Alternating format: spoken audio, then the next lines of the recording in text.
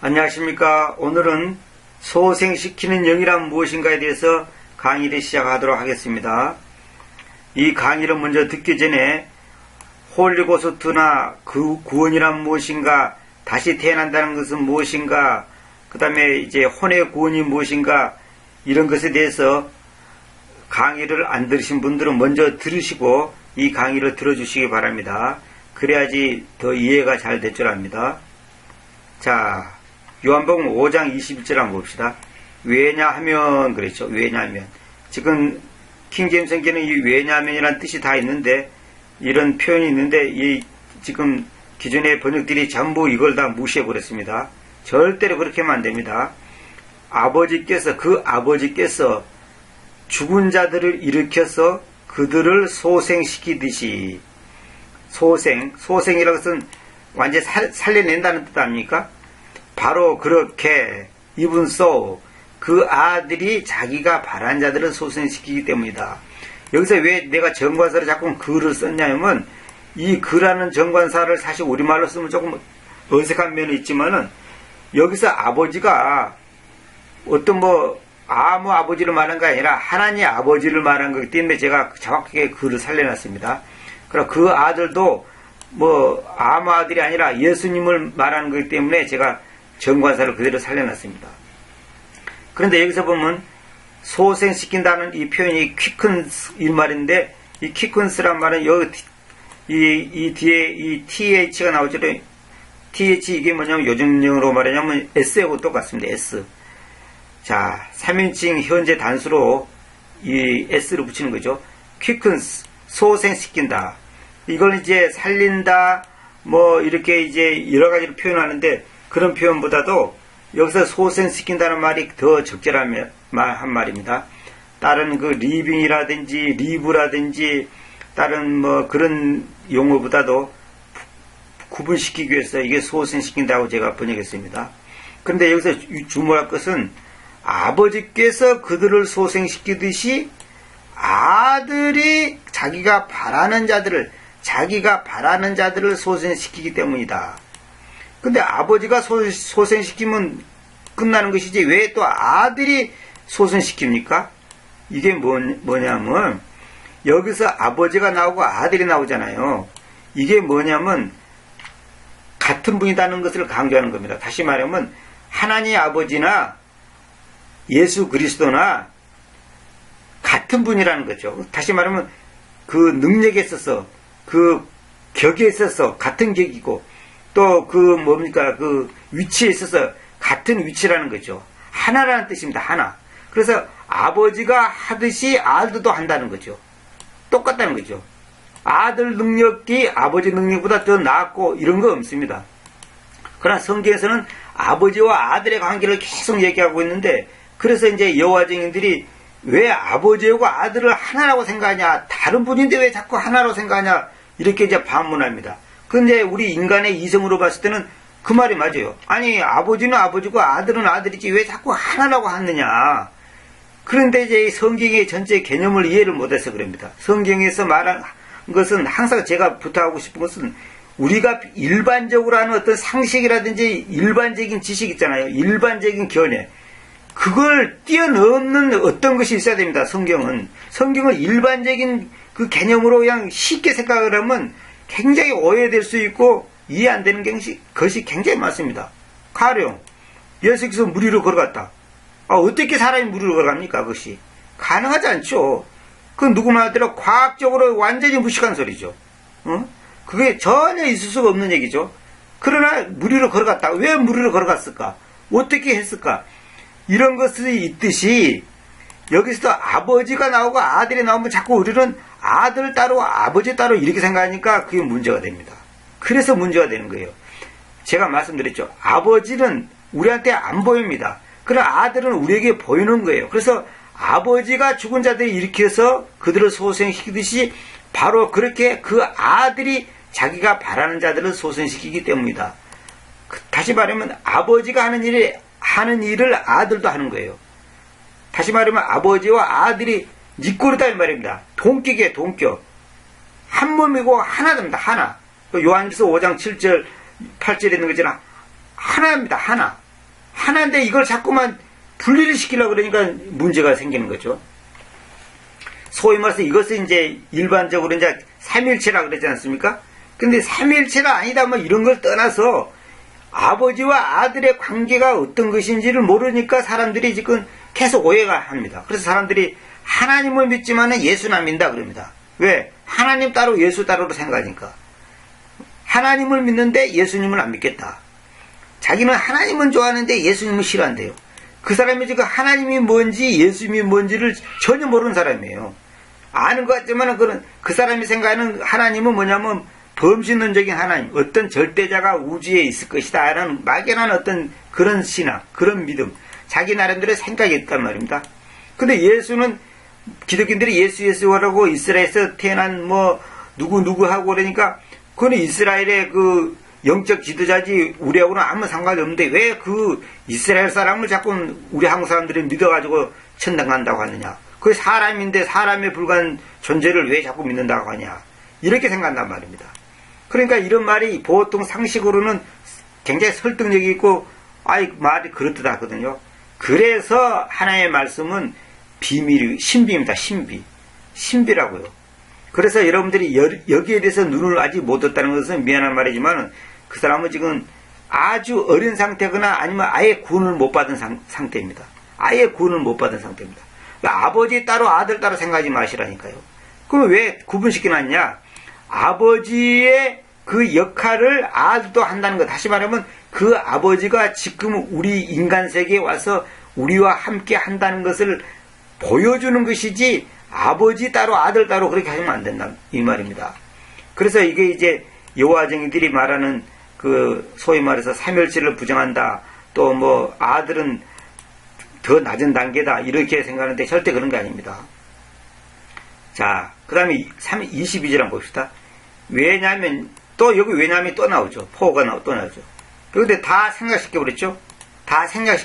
보세요. 다 생각시켜버렸죠. 절대 이렇게 하면 안 됩니다. 큰일 납니다. 왜냐하면 그 아버지께서 아무 사람도 심판하시지 않고 모든 심판을 그 아들에게로 맡겨오시기 때문이니.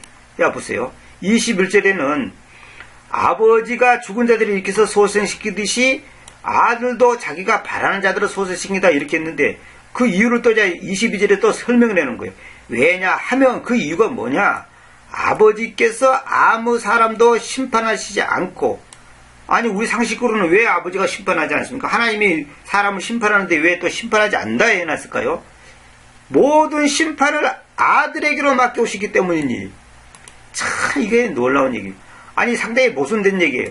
아니 왜 아버지가 심판하지? 하나님 아버지가 나중에다 우리가 죽어서 주님 앞에 가면 하나님이 심판하실 건데 왜 아버지가 심판하지도 않고 모든 심판을 아들에게 맡겨오셨다 이렇게 표현할까요? 제가 아까도 말씀드렸지만은 그 아버지가 아들이고 아들이 아버지라니까요. 그러니까 이 표현은 뭐냐면 보이지 않는 하나님의 아버지가 보이는 그 아들이라고 하는 신분을 가진 그 하나님께 맡겨오셨다. 다시 말하면 아버지와 아들이 같다고 하는 것을 동격이라고 하는 것을 지금 말하고 있는 겁니다. 여기서 강조점은 그겁니다. 여기서 강조점은 그 내용입니다. 아버지와 아들이 지금 하나라고 하는 것을 계속 강조하기 위해서 그 말을 바꿔서 돌려서 말하는 겁니다.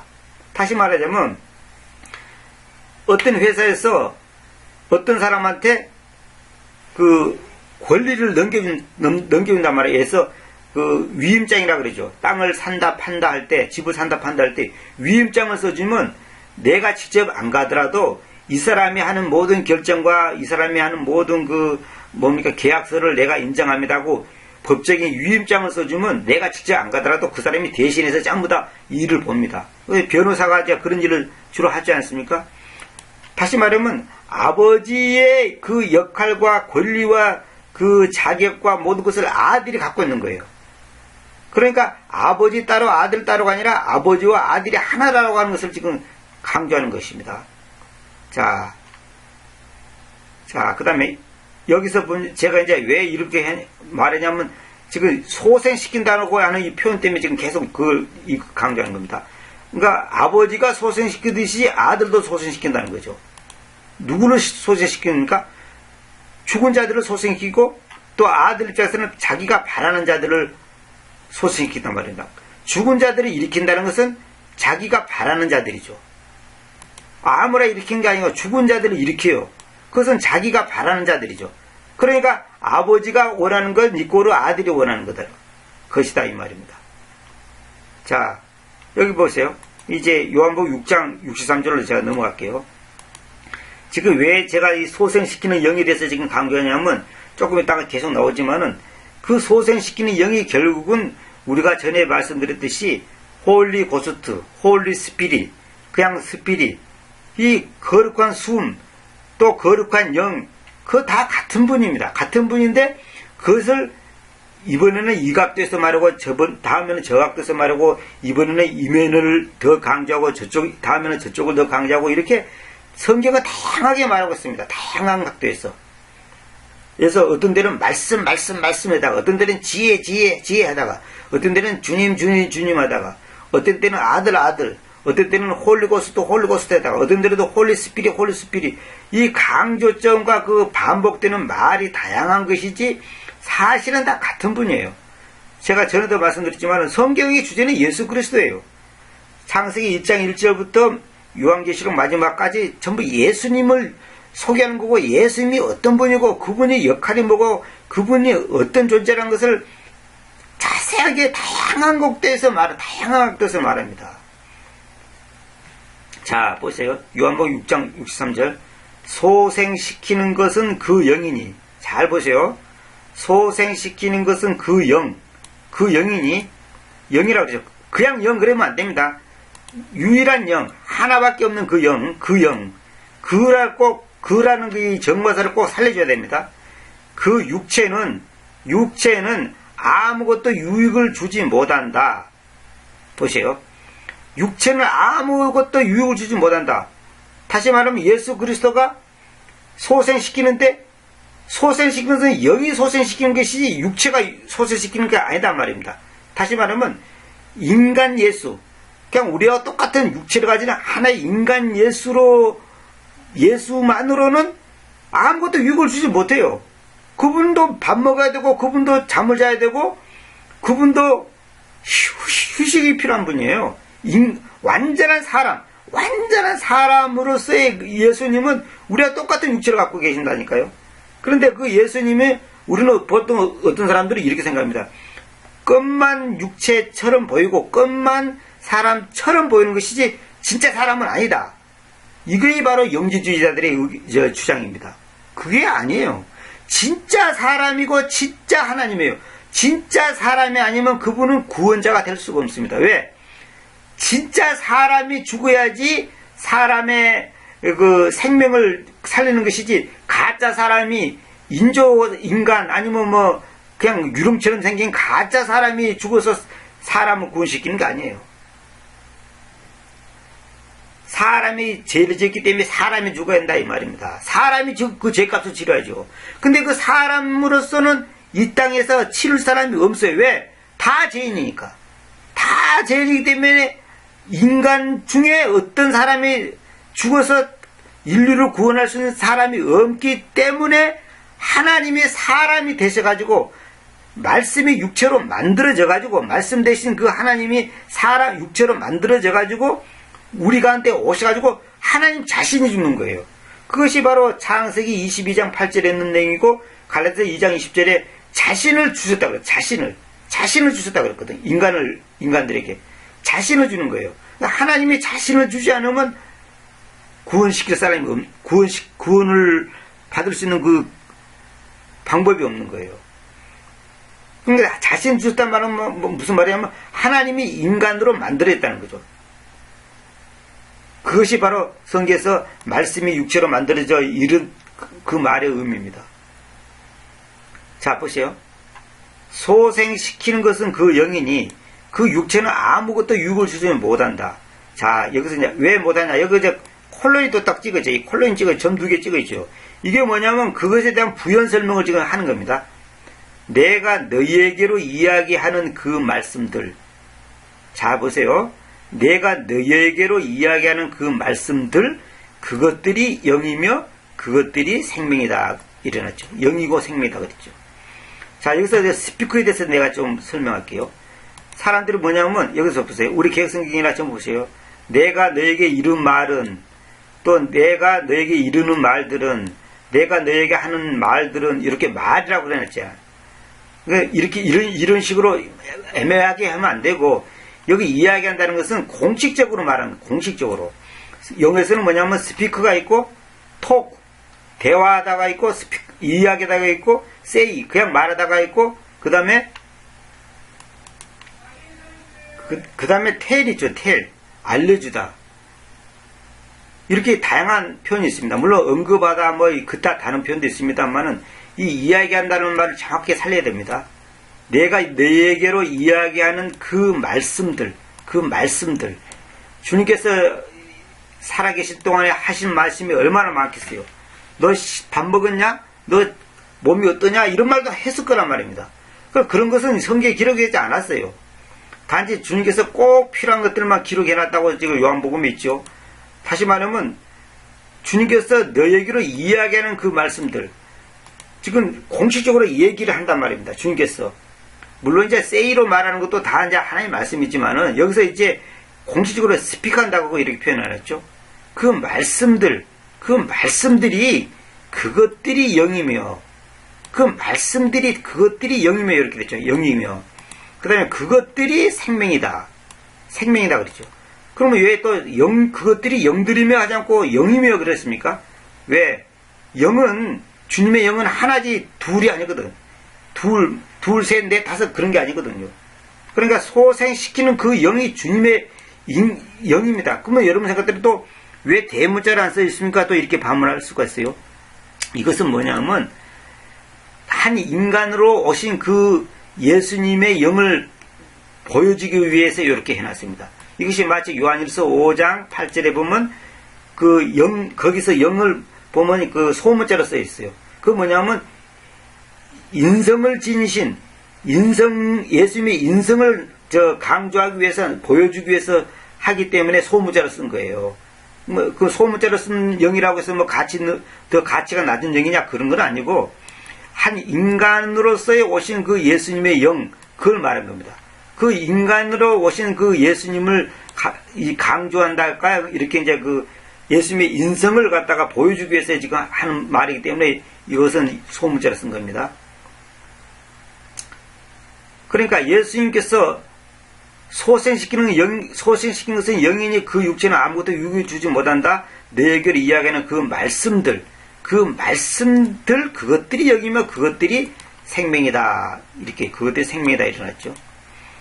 자, 그러니까 말씀들이 하나님께 주님께서 여러 가지 말씀을 하셨을 거 아닙니까? 그 말씀을 한마디로 말해서 영이라는 거죠. 그러니까 그 영이 결국 뭐냐면 주님께서 하시는 그 말씀들, 다시 말하면 그 영이 우리를 소생시키는 거예요. 우리가 또 딴 말로 말하면 그 말씀들이 영이 돼서 영으로서 오늘 우리에게 역사하시기 때문에 우리가 예수를 주로 고백하기도 하고 죄를 회개하고 위로를 받고 감사하고 찬양하는 겁니다. 그 역할을 하는 분이 바로 홀리 고스트, 거룩한 숨이 하는 겁니다. 그 역할을 하는 것을 강조하는 표현이 그 영 중에 홀리 스피릿이 아니라 홀리 고스트, 거룩한 숨, 그것이 하는 거다 이 말입니다.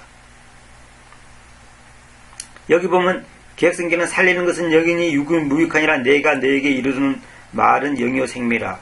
이렇게 이제 아주 생략적으로 이렇게 표현했는데 이렇게 하면 안 되고 이렇게 정확하게 해야 됩니다. 내가 너에게 이야기하는 그 말씀들, 내가 너에게 공식적으로 내가 얘기하잖아. 너희들은 이렇게 해야 된다 저렇게 해야 된다. 분명히 주님께서 말씀을 선포하잖아요. 그 선포하는 말씀들이 영이라는 거죠. 그 영이 그 말씀들이 내한테 들어와야지